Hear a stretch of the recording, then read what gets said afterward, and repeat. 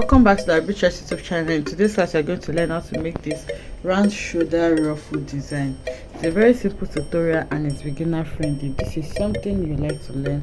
Kindly stay tuned to the end of this tutorial. Thank you.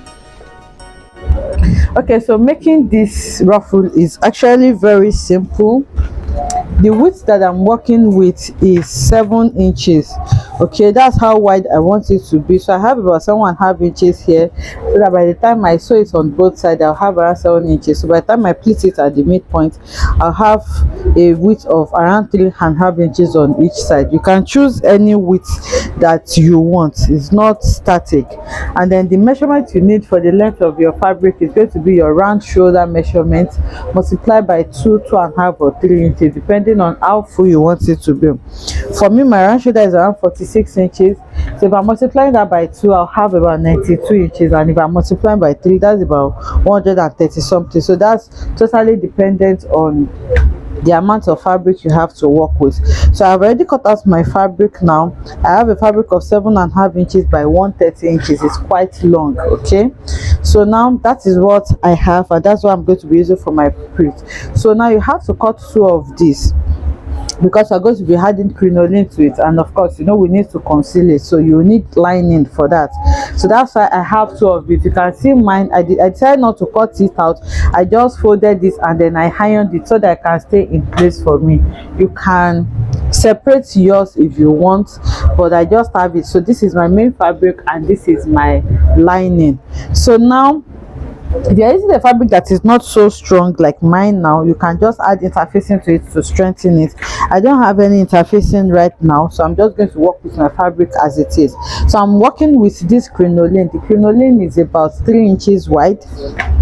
You can also use your regular 2 inches width crinoline, but I'm using this 3 inches wide width because remember I said my fabric is soft, so it's quite wide and it's going to cover a lot of space for me, so that the fabric can be a bit stronger than what I have now. So what I'm going to do now is to go ahead and sew this crinoline onto these 2 sides that I have. Remember, this is the first side, this is the second side. So you place it like this and then you sew.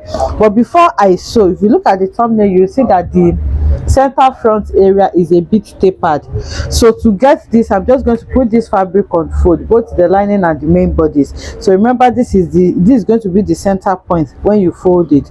So now I'm going to put it on fold, and from the center point here, I'm going to measure about 1.5 inches or 2 inches, depending on how tiny you want it to be. Remember, if you want measure 1.5 inches, by the time you open it, that's going to be 3 inches for you. So now after measuring 1.5 inches here like this, you arrange it well, and then here from the upper part here, I'm going to measure about 5 inches. So after measuring my 5 inches, I'm just going to connect it like this, and then I'm going to come in with my scissors and then cut out this shape that I have. So I have cut out the shape now. I can see what it looks like. So when I open it out, this is the shape that I am going to have. So what I'm going to do next now is to take this to the sewing machine now, and then I'm going to go ahead and place my crinoline and then sew. Crinoline is elastic, so you can see you don't need to stretch it. Once you place it, it will just follow whatever it is you want it to follow. So now I'm going to sew it on this side, but you can see that this part is actually very narrow, so it means my crinoline is going to overlap at this point. So I'm just going to lay it when I finish sewing this side. When I'm sewing this, I'm going to lay it on the one I already have here, and then I'm going to sew this other side as well. So I'll take this to the sewing machine now, and then I'm going to sew. Okay, so before I forget, remember we have shaped the hem. Now the 130 inches long fabric, I have divided it into 2. One is going to be for each side, so that's from center front to center back for one side, and then from center front to center back for the other side. So now I have 2 fabrics like this, which is the fabric is actually 7.5 inches by 65 inches. Now remember, I've divided the 130 inches by 2, so I'll go ahead and sew. So I've gone to sew it. You can see now that it has occupied most of the space, so it's going to strengthen the fabric a lot. And then the ear, it just overlaps on each other because it's narrow. So I have this open space here. I have closed it up here, so I'm going to turn it out from this other side. Now I'm just going to dip my hand here and then bring everything out. Okay, so I have turned it out now. You can see how puffy it's looking. So the next thing you need to do now is to iron it flat, or you just top stitch on it. So I'll go ahead and do that now and bring it back for us to continue. Okay, so I have turned it out now and I have top stitched on it, so you can see what it looks like. So this is what it looks like. So now you can actually mark out the center point, or you can just eyeball it.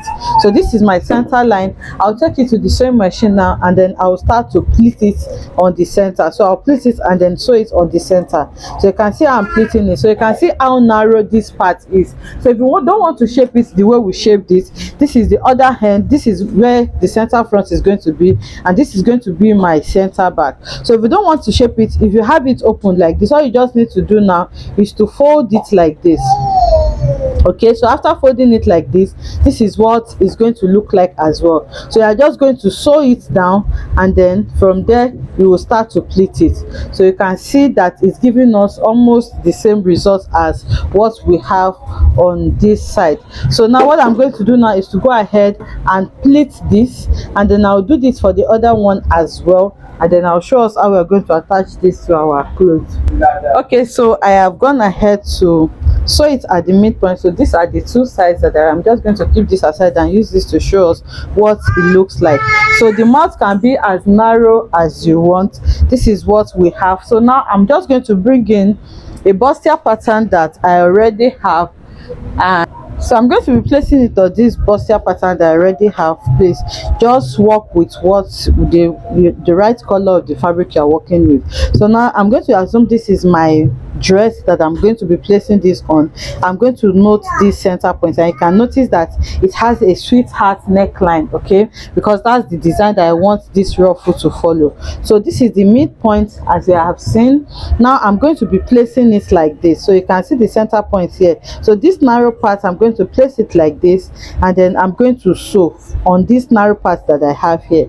So now after placing it, you are going to this center point here, you are going to match it with the upper part, that's the outer part of your neckline like this. So I'm going to place it like this, and then I'm going to sew it on it. So now on the armhole area, you must have had your strap, and then for your sleeve, and then you are going to place it, and then this you are going to take it to your center back as well. So you do the same thing for the other side. You just place the other side just like you place this one.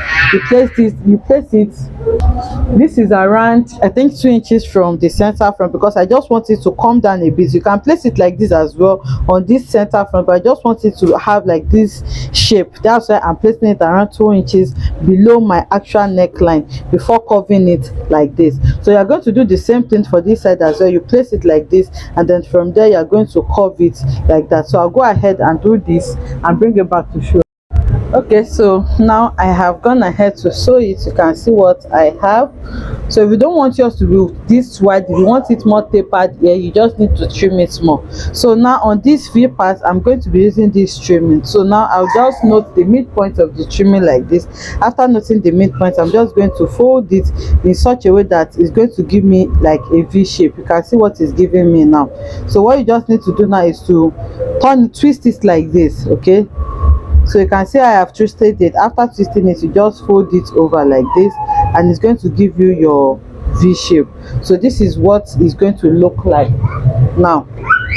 So now you can see that it's now giving me the V shape. So this V shape now, I'm going to be placing it here at the center, and then I'm going to be sewing each strand towards this side on the center part where I have my seam. So I'll sew one here, and then I'm going to sew the other one like this. So I'll go ahead and sew it now. Okay, so it is sewn now, and you can see the trimming that I placed there, and it's giving me this V shape.